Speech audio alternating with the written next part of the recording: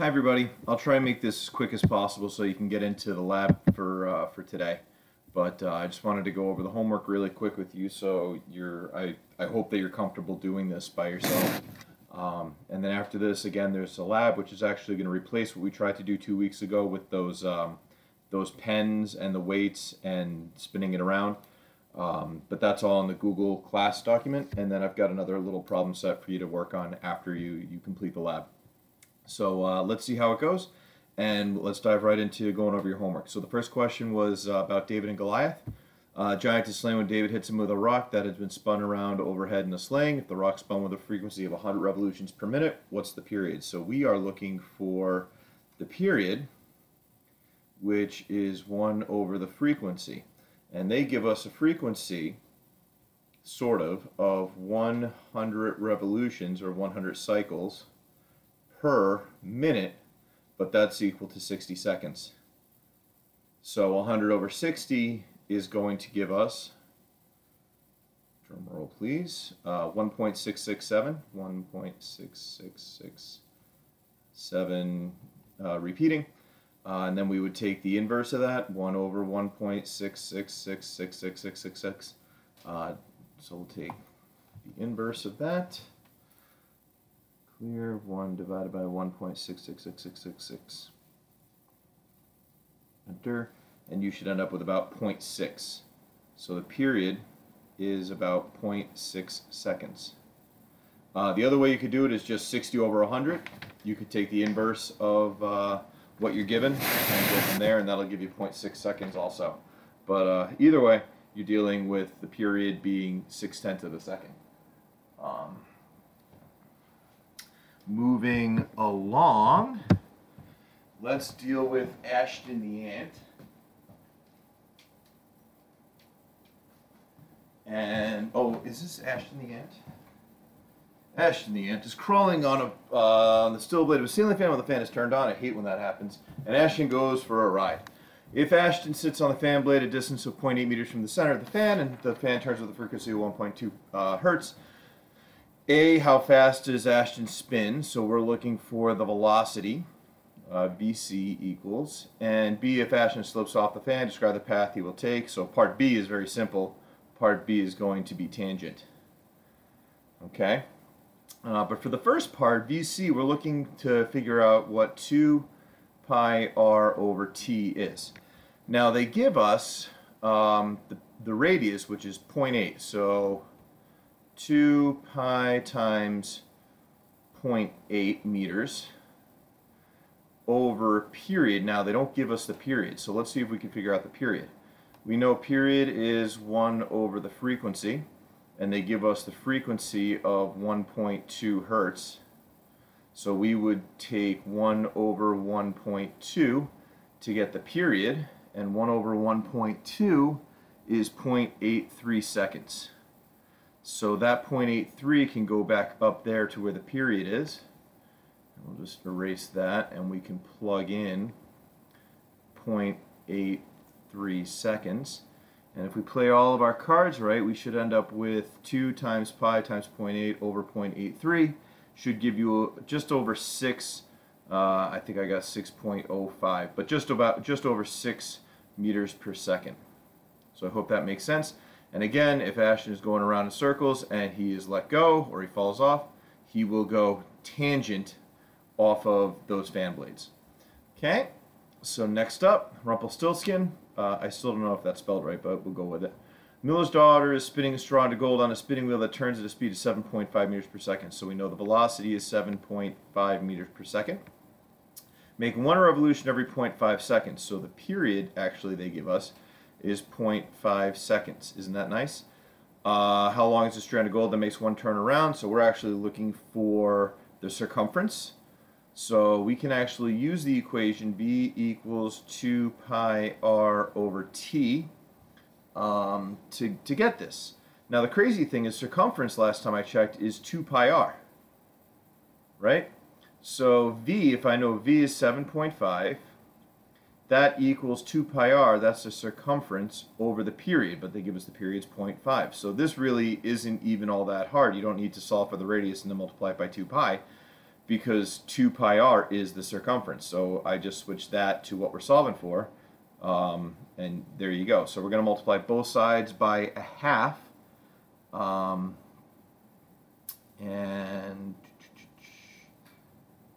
the 7.5 times a half should give us a circumference equals 3.75 meters.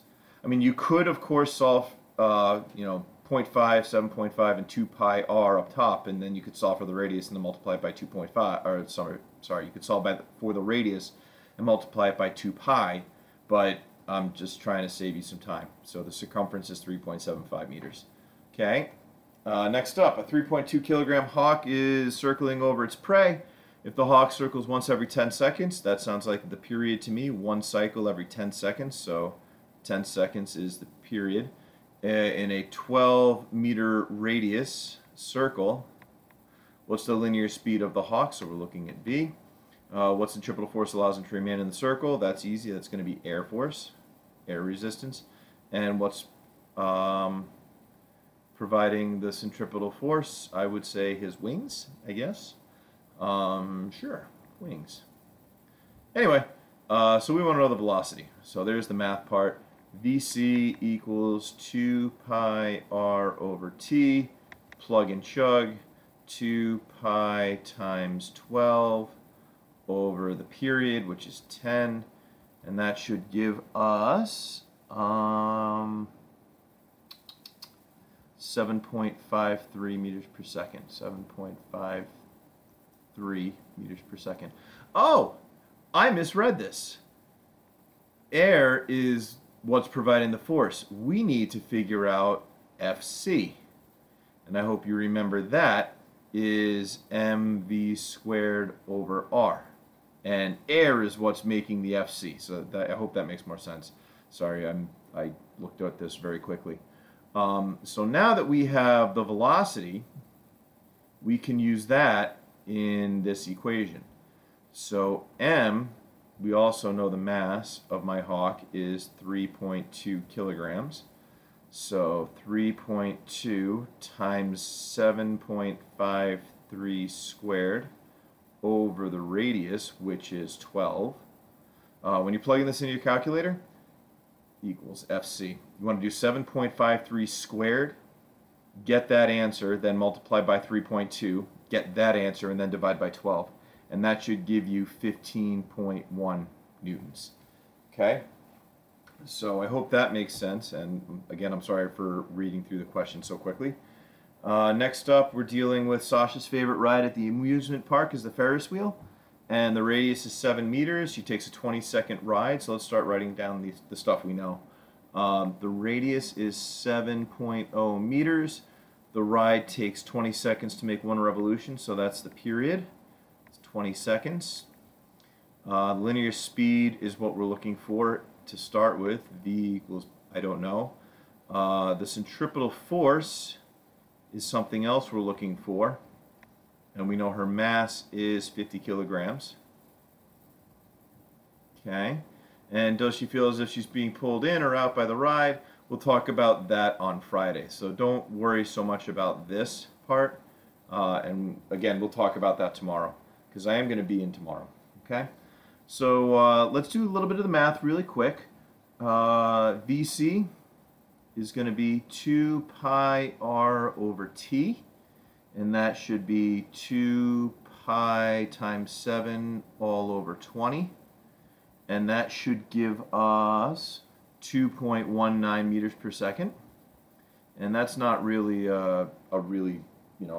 it's not very fast. No Ferris wheel really is very fast, at least not by design, because they're not supposed to be scary. And then for B, we're looking for Fc. Fc equals mv squared over r, and that's going to be 50 times 2.19 squared over r, which is again 7. And that should be 34 newtons. Okay? So I hope that sort of makes sense. I just want to make sure that's right. That seems low to me, but I don't want to say I'm wrong. 50 times 2. 0.19 all squared divided by 7. Yep, 34 and 1/4 newtons. So I hope that made sense. And then I think we're up to our last question. So the Earth orbits the Sun approximately once every 365 1/4 seconds. I'm sorry, 365 1/4 days at an average distance of 1.5 times 10 to the 11th meters. So we know it's one cycle. This is going to turn into a period. Okay, so the T is 365.25 days. The radius is 1.5 times 10 to the 11th meters. The mass of the Earth is 5.98 times 10 to the 24th kilograms. And this is going to be a very important number in about a week and a half because we're going to start dealing with gravity. And then we want to know what the centripetal acceleration of the Earth is, what's the centripetal force on the Earth, and what is the relationship between the Earth and the Sun. All right, so in order to figure out any of this, we need the velocity.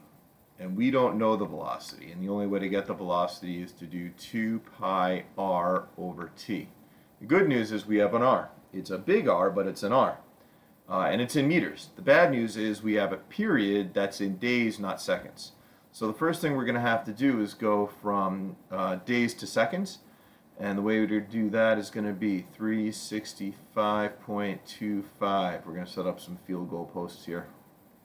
If you guys remember from chemistry. So that's days. So we got days on top, even though it looks like it's on bottom. So 365.25 days over 1.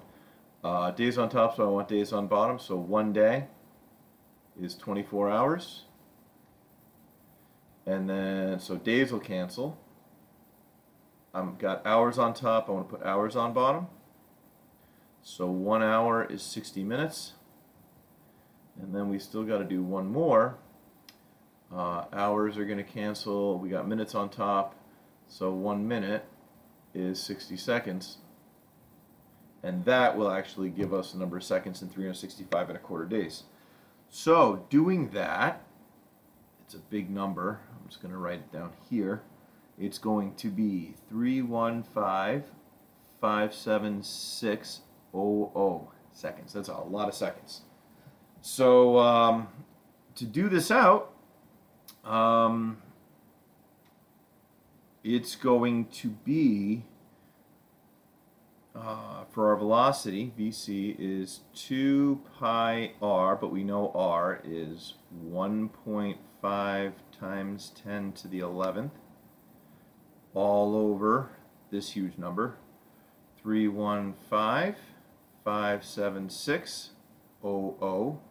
And that'll actually give you a linear velocity of 29,865 meters per second. So 1 Mississippi, you just moved 29,865 meters per second, which is crazy because we don't feel it, but that's because the whole Earth is moving around the sun. So we are all moving that fast, and that's why we don't really feel it. Anyway, to figure out the acceleration, so that equation is AC equals V squared over R, which is going to be 29,865 squared all over R, which is 1.5 times 10 to the 11th. So if I were you, I would not worry too much about the answer you're going to get out of this, but I hope you set this up right. I have to go through really how to deal with your calculators. But if by chance you did do it right, the centripetal acceleration is going to be 0.0059 meters per second squared. All right, and then if you want the force, you are going to do mv squared over r, which means that's FC. So you're going to do 5.98 times 10 to the 24th times V, 29,865 squared, all over R, which is 1.5 times 10 to the 11th. If you do all this and you get an answer, good for you. If you do all this and get the right answer, even better, but at least if you set this up and you kind of understand where the numbers are coming from, that's really what I'm hoping you get out of this. Because again, I need to really go through how to use your calculators right. If you haven't looked at chemistry in a while, which I doubt you have, using these superscripts and these exponents, it might be a little tough.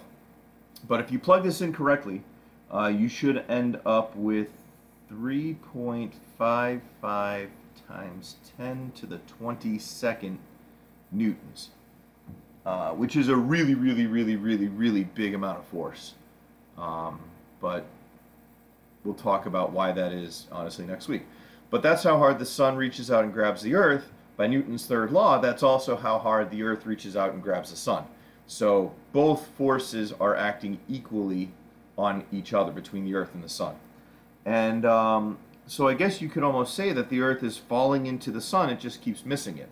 And this is sort of the first rule of orbit, which again we're going to try and talk about in the next couple of weeks. Okay?